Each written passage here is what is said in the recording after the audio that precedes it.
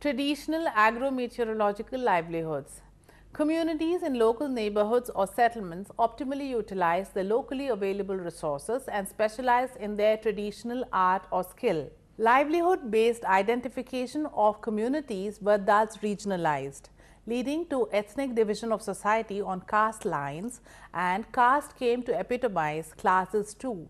People living near marshy areas with clayey soil specialized in the art of making bricks and pottery.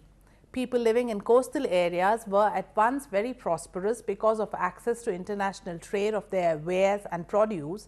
Thus, trading communities were often found in coastal areas. Coastal communities also specialized in evolving fascinating agricultural byproducts like traditional food recipes, secondary use of all the horticulture and agriculture crops. They mastered reading and understanding weather vagaries, evolving traditional wisdom about weather-related cataclysms, and understanding, appreciating, and deferring to Mother Nature's suzerainty. 3 meals a day are a highly advanced institution. Savages gorge themselves or fast. To quote from the classic book, The Story of Civilization, An Introduction to Oriental Heritage by Will Durant. The wilder tribes among the American Indians considered it weak-kneed and unseemly to preserve food for the next day. The natives of Australia are incapable of any labor whose reward is not immediate. Every Hottentot is a gentleman of leisure, and with Bushmen of Africa, it is always either a feast or a famine. There is a mute wisdom in this improvidence, as in many savage ways. The moment man begins to take thought of morrow, he passes out of the Garden of Eden into the vale of anxiety. The pale cast of worry settles down upon him, greed is sharpened, property begins, and the good cheer of the thoughtless native disappears. The African American made this transition only in the last 2 centuries. One Peary is said to have asked an Eskimo guide as to what he was thinking. The crisp answer was potent for the civilized man. "I do not have to think," was the answer. "I have plenty of meat."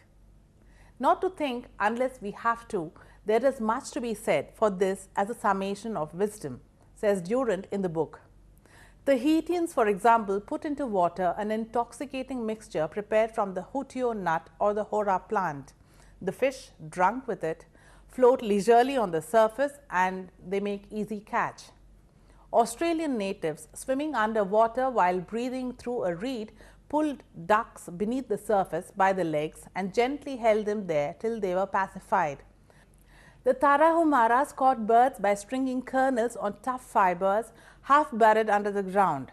The birds ate the kernels and the Tarahumaras the birds. Hunting and fishing were not stages of economic development. They were modes of activity to survive into the highest forms of civilized society. Once the center of life, they are still its hidden foundations. Behind our literature and philosophy, our ritual and art, stand the stout killers of Packingtown.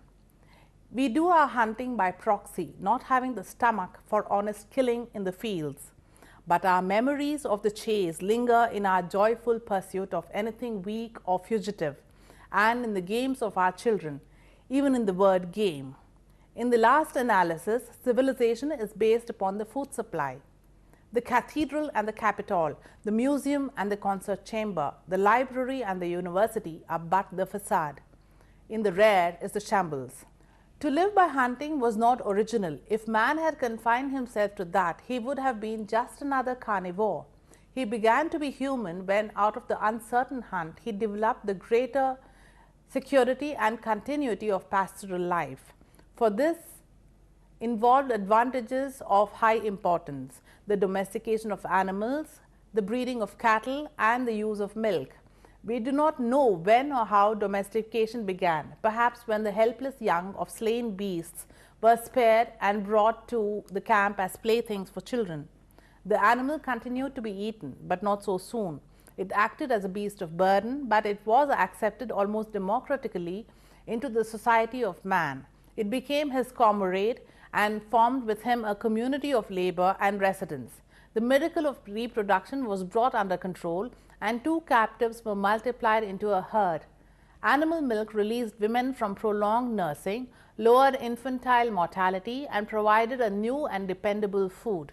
Population increased, life became more stable and orderly, and the mastery of the timid parvenu, man, became more secure on earth.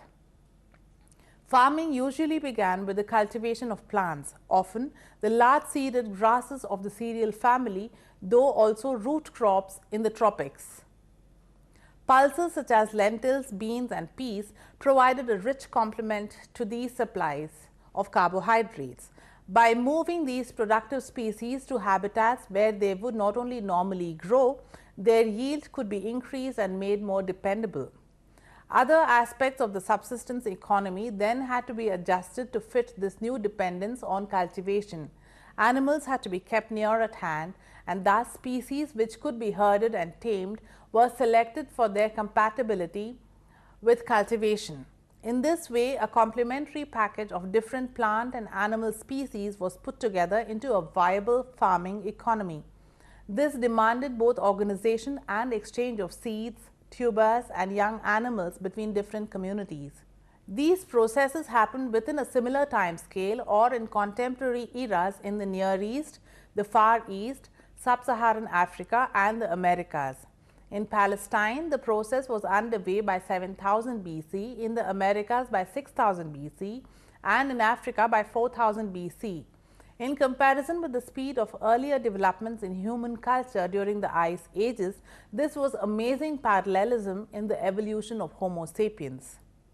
Finally, nature taught man the art of provision, the virtue of prudence, and the concept of time. Watching woodpeckers storing acorns in the trees and the bees storing honey in the nests, man conceived, perhaps after millennia of improvident savagery, the notion of laying up food for the future. He found ways of preserving meat by smoking it, salting it, freezing it. Better still, he built granaries secure from rain and damp, vermin and thieves, and gathered food into them for leaner months of the year. Slowly, it became apparent that agriculture could provide a better and steadier food supply than hunting. With that realization, man took one of the three steps that led him from the state of bestiality to civility. Speech, agriculture and writing implicitly are the three trademarks of civilization, as Will Durant says in the book, The History of Civilization, an Introduction to Oriental Heritage.